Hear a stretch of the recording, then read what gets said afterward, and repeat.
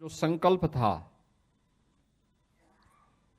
भारत के बारे में उनका जो सपना था, उस सपने को अपने राजनीतिक स्वार्थ का, अपनी संकीर्ण राजनीतिक स्वार्थों की प्रतिपूर्ति का एक माध्यम बनाया था आजादी के बाद एक परिवार ने। गाए बगाए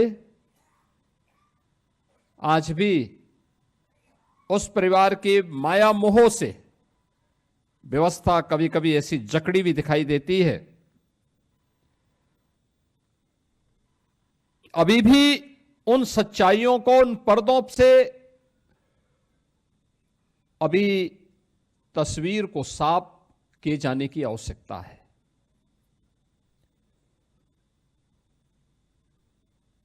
पच्चीस जून की तिथि जिस संविधान के निर्माण को लेकर के, जिस संविधान को लागू करने को लेकर के भारत ने अनगिनत बलिदान दिए थे, जिस लोकतंत्र को लेकर के विद्यार्थी हो या युवा, महिला हो या पुरुष, समाज के प्रत्येक तबके के व्यक्ति ने अपने आप को हर स्तर पर बलिदान देने में, किसी प्रकार का सहयोग देने में किसी प्रकार की कोई कोताही नहीं की।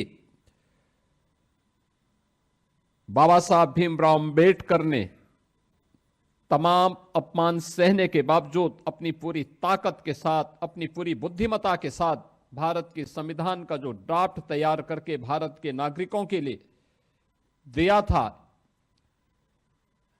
उस संविधान का गला घोंटने में कांग्रेस की सरकार को कोई समय नहीं लगा।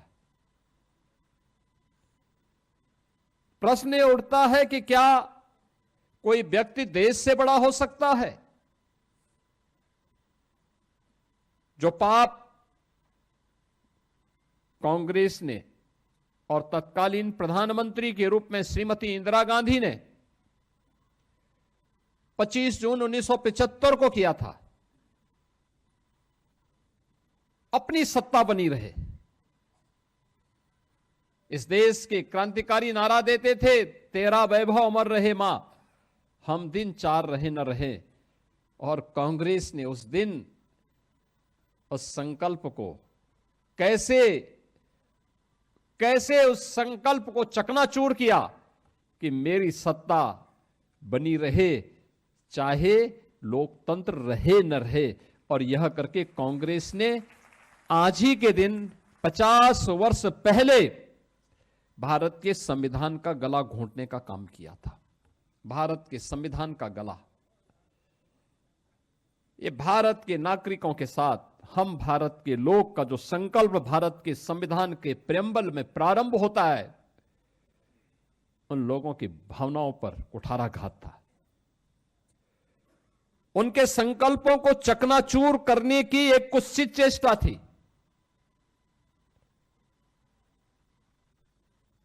कैसे प्रेम्बल तक में देर रात्रि में उन्होंने संशोधन करके धर्मनिरपेक्ष और समाजवादी शब्द जोड़ करके भारत की आत्मा पर कुठाराघात करने का कार्य किया था, संविधान की आत्मा को चकनाचूर किया था। ये किसी से छुपा हुआ नहीं। और अफसोसजनक तो ये कि पहले आम चुनाव के बाद बनी हुई तत्कालीन पंडित नेहरू की सरकार से लेकर के लगातार जब भी कांग्रेस को अवसर मिला, कांग्रेस ने बाबा साहब भीमराव अंबेडकर और भारत के संविधान को अपमानित करने का कोई मौका गंवाया नहीं। याद करिए, अभी 2 दिन पहले हम लोगों ने डॉक्टर श्यामा प्रसाद मुखर्जी जी का बलिदान दिवस के कार्यक्रम में भारत माता के उस महान सपूत के प्रति हमें श्रद्धान्वित होने का एक अवसर प्राप्त हुआ था। कश्मीर भारत का हिस्सा बना रहे। एक देश में दो प्रधान, दो विधान और दो निशान नहीं चलेंगे।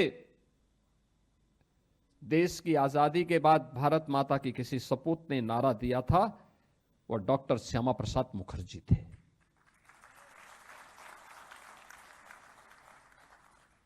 जब देश एक संविधान 1950 में लागू करता है, एक संविधान के तहत पूरे देश को एकता के सूत्र में बांधने के एक संकल्प के साथ उसको लागू करता है, तो फिर कश्मीर के लिए पृथक व्यवस्था क्यों?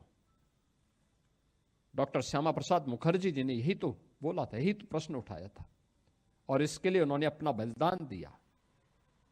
कश्मीर में धारा 370 लागू करने का पाप ये कांग्रेस की सरकार का पाप है। मीडिया के गले को घोंटने का काम ये कांग्रेस की सरकार का काम है। मौलिक स्वतंत्रता को रौंदने का काम संविधान लागू होने के तत्काल बाद से कांग्रेस नेतृत्व की सरकारों ने प्रारंभ किया, और ये सिलसिला जो वहां